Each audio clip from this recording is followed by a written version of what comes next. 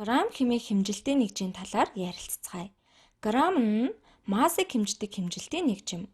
Одоо та бүхний өдөр тутмын хиллэгч ож болох массын талаар авч үзье. Хэрвээ би сайн зурсан бол зарим нэг нь үүнийг үд гэж харах байх. Тэгэхээр үд бол маш хөнгөн зүйлийн жишээ бөгөөд хүнд биш буюу масс багтай. Энд масс гэсэн үг орсон байна. Үүнээс гадна хүнд зүйлийн жишээ хэлгээвэл та нар хүнд том бул чулуу руу зааж магадгүй. Бул чулуу бол хүнд их масстай.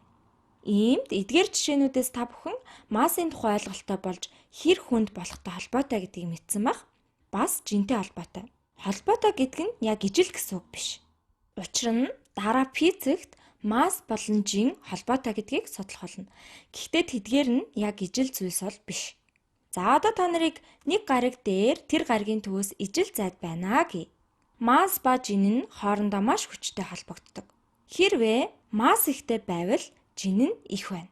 Нэг гариг дээр байгаад гаригийн төвөөс ижил зайд байгаа ижил масстай хоёр бие ижил жинтэй байна. Олон хүн энэ ямар жинтэй вэ гэж ярихыг сонссон байх. Энэ нь жинхэнэ хэдэн грамм масстай вэ гэдгийг асууж байгаа юм. Гэхдээ бид дэлхий дээр байгаад далайн түвшнээс бараг ойролцоо түвшинд байгаа учраас эдгээрийг хооронд нь сольж хэрэглэж болно гэсэн үг. Тэгэхээр хин нэгний массыг багцаалыг гэвэл түүнийг өргөөд ямар жинтэйг нь хэлж болно. Учир нь жин их байвал масс их байна.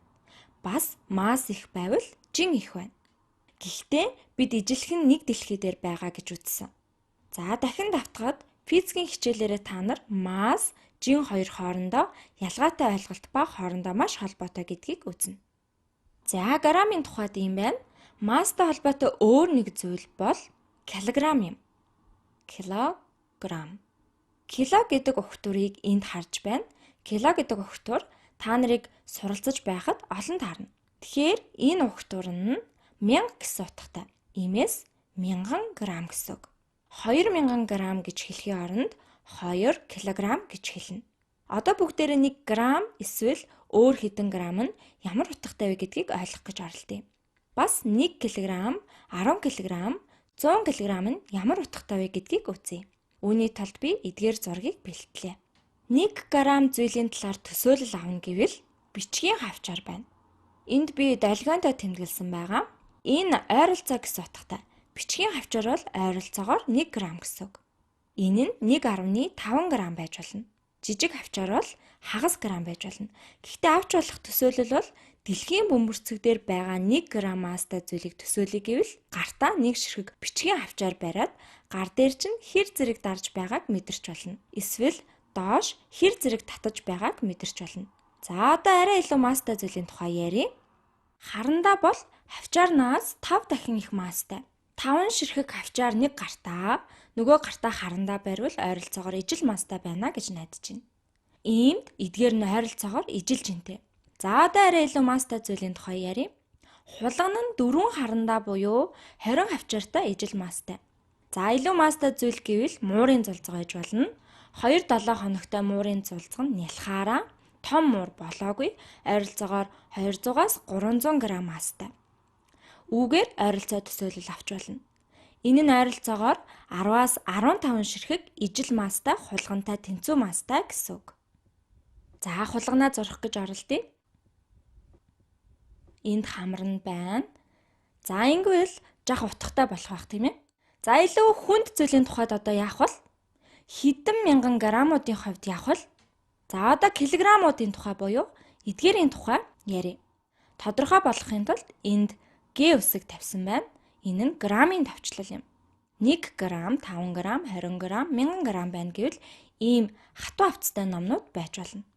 За иймэрхүү сурах хүчгүүд заримдаа их том байдаг. Энд байгаа сурах хүчийг би хэмжиж үзээгүй. Гэхдээ ойролцоогоор 1 кг масстай. Иймээс энд 1000 грамм. 1 кг гэдэг нь 1000 грамм гэсэн үг. Нас биед хүрсэн муур бол өсөлтөөсөө хамаарат 3-аас 5 кг байна. Дөнгөж гарсан муурын зулцгнаас насанд хүрсэн муур 10 дахин эсвэл түүнээс их масстай байх нь сонирхолтой байна. Энэ нь ихэнх хүн төрсөн үеэсээ хойш насанд хүрсэн үе нь 10-аас олон дахин их масстай байдагтай төстэй байна. За одоо бүр илүү масстай үеийг үзмээр байна. Миний мас бол 70 кг-тай нэлээд ойр байдаг. За пүүнтээр хэмжиж байгаа бол миний чинь 160 пүүнтээс арай илүү болно. Энэ нь 70 кг гэсэн үг. 1 кг нь ойролцоогоор 2.2 фунт. Фунт нь жинк хэмждэг бол килограмм нь массыг илэрхийлдэг. Ердийн хүнээс 10 дахин их масстай зүйлийн тухай мэдээ гэвэл жишээ нь ийм үнэ 700 кг масстай. Энэ нөхөртэй ижил масстай болохын тулд бичгийн хавчаар хэдэн ширхэг хэрэгтэй вэ? Магадгүй зарим нь 750 ширхэг хэрэгтэй гэж хэлж болох юм. Гэхдээ энэ нь 1 г гэдгийг санах хэрэгтэй. Энэ нь 750 кг. Ийм 750 мянган грамм тэгэхээр чинь 750 мянган ширхэг хавчаар хэрэгтэй болох нь шүү дээ. Тэгвэл тэдгээр хавчаар үхэртэй ижил масстай болно.